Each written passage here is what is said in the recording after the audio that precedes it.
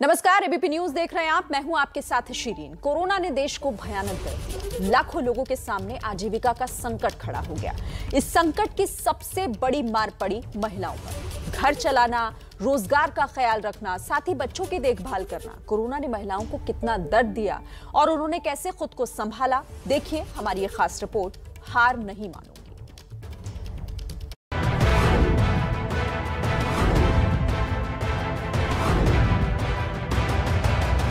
अब मैं फोन पर और बात नहीं कर सकती हूँ। एक्चुअली मैं बोर्ड रूम में एंटर कर रही हूँ। क्या क्या कह रही हो तुम? तुम्हें नौकरी से निकाल दिया? आई एम सो सॉरी यार। अच्छा, तुमने ये भी ऑफर दिया कि तुम बिना सैलरी के भी काम करने के लिए तैयार हो, फिर भी नहीं मान रहे। चलो, ये तो बहुत बुरा हुआ है।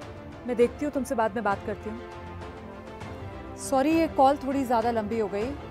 नमस्कार, मैं हूं रुमाना इसार खान और इस वक्त आप देख रहे हैं, दरअसल मैं जहां पर मौजूद हूं ये एक कंपनी का बोर्ड रूम। कुर्सियां इस वक्त सारी की सारी खाली, लेकिन कोरोना के बाद कंपनी के खुलने पर जब ये कुर्सियां भर जाएंगी तो भी इनमें महिलाओं की सीटें ज्यादातर खाली ही रह जाएंगी। जी, बिल एंड मेलिंडा फाउंडेशन की एक रिपोर्ट ये बताती है कि महामारी का सबसे ज्यादा नुकसान नौकरी पेशा महिलाओं को हुआ है। कोरोना की वजह से पिछले एक साल में दुनिया भर में करीब 6 करोड़ 40 लाख महिलाओं को नौकरी गंवानी पड़ी। भारत में स्थिति यह है कि महिलाओं की बेरोजगारी दर जो है वो 6% से बढ़कर 17% पर पहुंच गई है। अच्छा, हमारे आपके घर में काम करने वाली मेड से लेकर कंपनियों में काम करने वाली मैनेजर्स तक, रोजगार कोई भी हो, कोरोना ने महिलाओं की आजीविका पर सबसे ज्यादा असर डाला है। लेकिन इस सब के बावजूद हम ये शो सिर्फ इसलिए लेकर आए हैं क्योंकि मुश्किल चाहे जो भी हो, हार नहीं मानेंगे हम। और इसीलिए इस बार हमने अपने शो का नाम ये दिया है कि हार नहीं मानूंगी मैं। इन हालात में आखिरकार सवाल जवाब कई हैं लोगों के मन में। ऐसे में कई स्टोरीज आपको दिखाएंगे जिससे आपका हौसला बढ़े और किस तरीके से तस्वीर बदले। तो आज के इस खास शो में हमारे साथ मौजूद रहेंगी खास मेहमान, अर्थशास्त्री, इंडियन इंस्टीट्यूट ऑफ फाइनेंस में कार्यरत यामिनी अग्रवाल। यामिनी अग्रवाल जी, बहुत स्वागत आपका एबीपी न्यूज में। और ये जो हमने मुहिम शुरू की है, हम उम्मीद कर रहे हैं कि हमारी आज की इस खास सीरीज के स्पेशल शो में आप शानदार टिप्स दर्शकों को देंगे। जी, एबीपी एक बहुत ही अच्छा और शानदार काम कर रहा है इस जहाँ पे वो कोविड को लेकर के देख रहा है कि जो सबसे बुनियादी ज़रूरत है जीविका चलाना और जीविका को आगे बढ़ाना, उसके ऊपर मुहिम चला रहा है। और जिसमें ख़ास तौर पे महिलाओं के संदर्भ में बात की जा रही है जिनको खासी तरह से असर पड़ा है इस कोविड के दौरान। और भारत की अगर बात की जाए तो यहाँ तो हालात महिलाओं के लिहाज से और ज़्यादा खराब है। सबसे पहले ज़रा एक रिपोर्ट दर्शकों को दिखा देते हैं।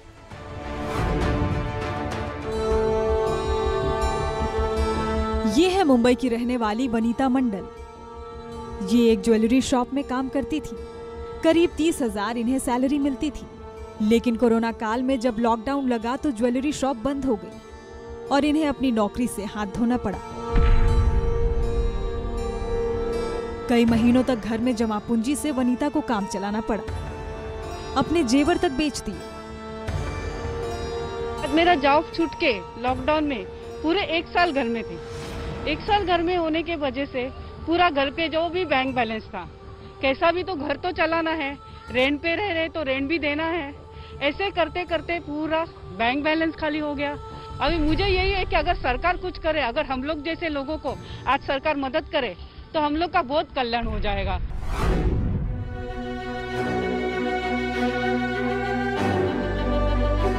मुंबई की ही श्वेता गुप्ता एक कंपनी में सेल्स का काम करती थी। करीब 25,000 इन्हें सैलरी मिलती थी। लेकिन कोरोना में इनकी नौकरी गई तो फिर नौकरी मिलना मुश्किल हो गया। श्वेता के घर में 4 लोग हैं। श्वेता, श्वेता के पिता और 2 बहनें। बहुत सारे दिक्कतों का सामना करना पड़ा। हमारा तो बहुत लॉस हुआ है कोरोना काल में। कैसे? क्योंकि हमारी नौकरी गई, 3-4 महीना घर पे बैठे, फिर उसके बाद मैनेजमेंट का जॉब कर रहे, कम सैलरी में जॉब कर रहे। ये है अफसाना। कोरोना काल में अफसाना भी अपनी नौकरी गंवा चुकी है। एक मॉल में अफसाना जॉब करती थी। करीब 15,000 इन्हें सैलरी मिलती थी, लेकिन जब मॉल बंद हुए तो उनकी नौकरी भी बंद हो गई। गवर्नमेंट से ये कहना चाहूँगी कि जितने भी गरीब लोग हैं उन लोगों की मदद की जाए, उन लोगों को और दिक्कत ना हो इसका ध्यान रखा जाए, खास करके लड़कियों का ध्यान रखा जाए।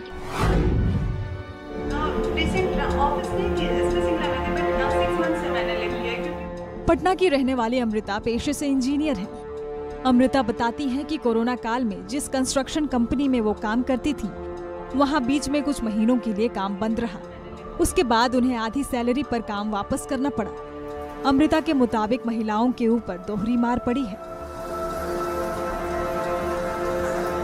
अब मैं जिस फील्ड में हूँ सिविल को तो मतलब फीमेल नाम है सिविल, तो अरे ये फील्ड वर्क कैसे करेगी, इसको नौकरी देकर क्या करेंगे, इसको तो ऑफिशियल काम से, तो उतना में बहुत इंटरव्यू में हम लोग को लेते ही नहीं। कि कोशिश किया बट मुझे नहीं मिला। बोला अभी कोरोना में मैम प्रॉफिट हो ही नहीं रहा, तो हम लोग एम्प्लॉय नहीं रख रहे हैं, जितने भी 4-5 एम्प्लॉय है उसी से हम काम कर रहे हैं। मध्य प्रदेश के झाबुआ की रहने वाली ये रेखा परमार है। पहले प्राइवेट जगह पर काम कर अपना खर्च चलाती थी, लेकिन जब लॉकडाउन लगा और लोगों के पास इनको देने के लिए पैसे नहीं थे, तो रेखा ने वो काम छोड़ दिया। जवान होती 2 बेटियों की जिम्मेदारी ने रेखा के संघर्ष और दुख को और बढ़ा दिया है। एक दुर्घटना में बहुत पहले अपने पति को खो चुकी कविता राठौड़ भी कोरोना काल में लगातार संघर्ष करती हुई दिखाई दे रही है। मैं 3 बच्चे हैं मेरे, किराए के मकान में रहती हूँ। मैं बहुत परेशानियों का सामना करना पड़ा। मेरे को स्थानीय लोगों से कर्ज लिया है मैंने। कर्ज लेके छोटी मोटी जॉब चालू की है। यहाँ पे फोटोकॉपी की दुकान खोली है मैंने, और यहाँ पर अपना भरण पोषण करने के लिए करती हूँ मैं। दरअसल भारत की अर्थव्यवस्था पर रियल टाइम नजर रखने वाली संस्था centre for monitoring Indian economy यानी CMI के मुताबिक महिलाओं पर बड़ी मार पड़ी। वर्कप्लेस पर 71% वर्किंग पुरुषों के मुकाबले 29% तक रहने वाली महिलाएं, उनकी मौजूदगी दर घटकर अब महज 11% रह गई। ये है कोरोना की मार। इसके साथ ही महिलाओं में बेरोजगारी की दर पुरुषों के 6% के मुकाबले देखिए आप किस तरीके से 17% पर पहुंची हुई है। मतलब बेरोजगारी की मार महिलाओं पर पुरुषों के मुकाबले कितनी ज्यादा पड़ी। इन आंकड़ों के अलावा अगर हम गौर करें तो ये जानना जरूरी है कि महिलाओं पर आखिर महामारी की इतनी मार क्यों पड़ी। मुझे लगता है यामिनी जी के पास हमें चलना चाहिए। यामिनी जी, ये रिपोर्ट देखिए आपने। मेरा आपसे सवाल बड़ा सीधा यही रहने वाला है कि पारंपरिक तौर पर भी महिलाओं की अहमियत जो है वो नौकरी के मामले में कम रही है, यानी कोर ग्रुप में महिलाएं हमेशा से कम रही हैं। आप क्या मानती हैं, ये जानेंगे हम आपसे, लेकिन उससे पहले जरा देख लेते हैं इसी मुद्दे पर एक एक्सपर्ट बाइट। तो फीमेल्स जो हैं वो ज़्यादातर पिंक कॉलर ऑक्यूपेशंस में रही हैं। पिंक कॉलर ऑक्यूपेशंस रहा जैसे कि एक तो डोमेस्टिक वर्क उनका रहा, और बाहर काम करने के लिए उनको जैसे ब्यूटी इंडस्ट्री है या केयर गिविंग है या नर्सिंग है, तो ऐसे ऑक्यूपेशंस में वो ज़्यादा रही। तो ये आपने एक्सपर्ट की बाइट सुनी। यामिनी जी, अब इस मुद्दे पर आपकी राय क्या है? कोरोना काल में महिलाओं पर ज्यादा मार क्यों पड़ी? कि महिलाओं को जो है एक सेकेंडरी जॉब समझा जाता है, इसलिए लोग उन्हें जो है पहले निकालते हैं मर्दों के मुकाबले।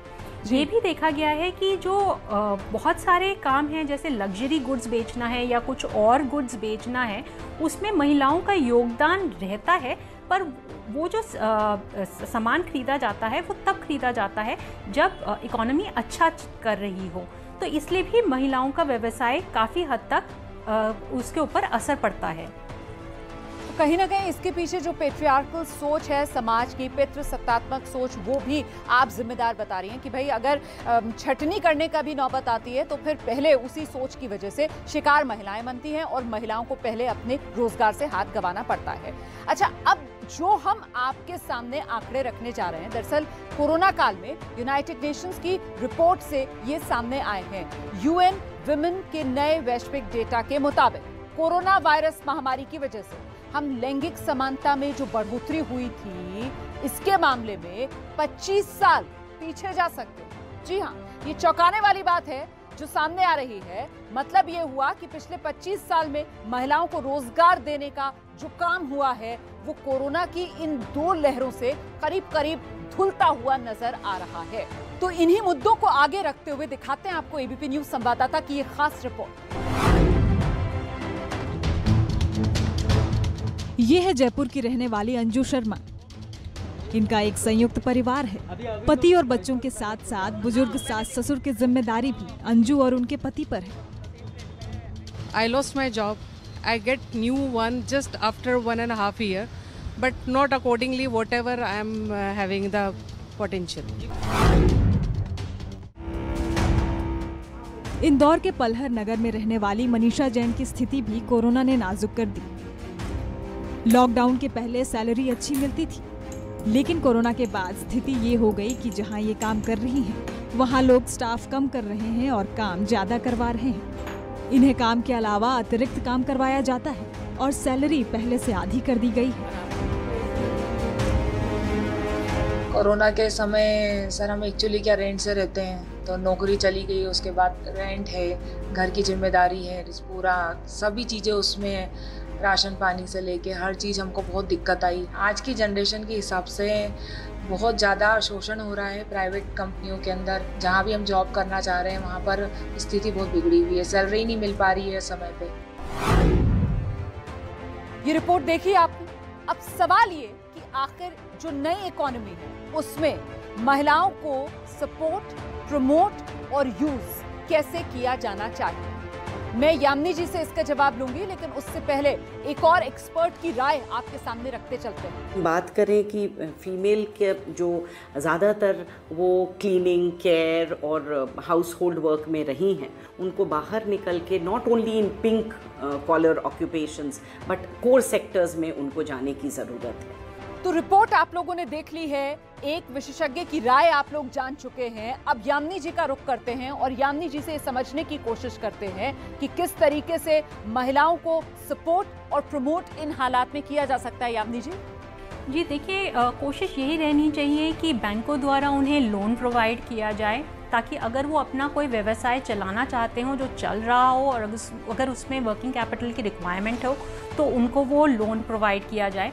कोशिश ये भी की जानी चाहिए कि जो ऑर्गेनाइजेशंस हैं वो एक जेंडर पैरिटी रखें। बिल्कुल, महिलाओं पर भार भी ज्यादा पड़ रहा है। मतलब अगर घर पर हैं, वर्क फ्रॉम होम कर रही हैं, तो उसमें घर भी संभालना, ऑफिस की जिम्मेदारी भी संभालना, और कहीं ना कहीं ये दोहरी मार जो महिलाओं पर पड़ रही है। मैं इस चर्चा को आगे बढ़ाऊंगी, लेकिन उससे पहले हम जरा देख लेते हैं वो 4 काम जो मिलिंडा गेट्स फाउंडेशन की रिसर्च में महिलाओं की स्थिति सुधारने के लिए बताए गए हैं। तो महिला मजबूती के ये 4 स्तंभ जो हम आपके सामने रखने जा रहे हैं। डिजिटल मजबूती महिलाओं को दी जाए, कारोबार में महिलाओं के मदद की जाए, नीति में जब नीति बने तो उसमें महिलाओं को प्राथमिकता दी जाए, और पारिवारिक काम को नौकरी का दर्जा मिले। तो कुल मिलाकर महिलाओं को डिजिटल मजबूती कैसे दी जाए, किस तरह के स्किल सेट को डेवलप करने की जरूरत है। पहले एक्सपर्ट की बाइट और फिर इसी पर यामिनी जी से उनकी राय जानेंगे। हमने ये देखा है कि जैसे जैसे टेक्नोलॉजिकल एडवांसमेंट, कंप्यूटर्स और डिजिटलाइजेशन हो रहा है, बहुत सारे फीमेल्स हैं, they have been pushed out of job sectors. तो एक तो उनको उस तरह की प्रोडक्शन प्रोसेस में आने के लिए डिजिटल लिटरेसी भी बहुत ज़रूरी है जो उनको देना है। तो डिजिटल स्किल डेवलप करने के लिए यामिनी जी आपको क्या लग रहा है, सरकार और निजी संस्थाएं किस तरीके से महिलाओं की मदद के लिए आगे आ सकती हैं? जी देखिए, इसके लिए आवश्यक है कि जो भी एजुकेशनल इंस्टीट्यूशंस हैं वो महिलाओं के लिए स्पेशल कोर्सेज ऑफर करें। जो भी ग्राम पंचायत हैं या कुछ ऐसे NGOs हैं या सिविल सोसाइटी बॉडीज़ हैं जैसे RWAs हैं, वो महिलाओं को जो है शिक्षित करने के लिए कुछ वर्कशॉप्स करें। कोशिश ये भी की जानी चाहिए, जैसे कुछ लॉ के स्कूल्स होते हैं वहाँ पे लीगल एड क्लिनिक्स होती हैं, या कुछ ऐसे क्लिनिक्स बनाए जाएं जहाँ पर डिजिटल एड रिक्वायरमेंट या साइबर क्राइम रिक्वायरमेंट्स की अगर कोई ज़रूरत हो तो वो रिक्वायरमेंट्स भी फुलफिल की जा सकें। और अब जबकि अर्थव्यवस्था सुधर रही है, आर्थिक गतिविधियां फिर से पटरी पर लौट रही हैं, नौकरियां भी दोबारा से बढ़ रही हैं, ऐसे में बेरोजगारी के आंकड़े घटते नजर आएंगे। सरकार को ज्यादा काम करने की जरूरत है और फिलहाल हमें सब्र रखना चाहिए। इसी सलाह के साथ आज मेरे साथ इतना ही। बाकी खबरों के लिए आप रहिए हमारे साथ। एबीपी न्यूज आपको रखे आगे।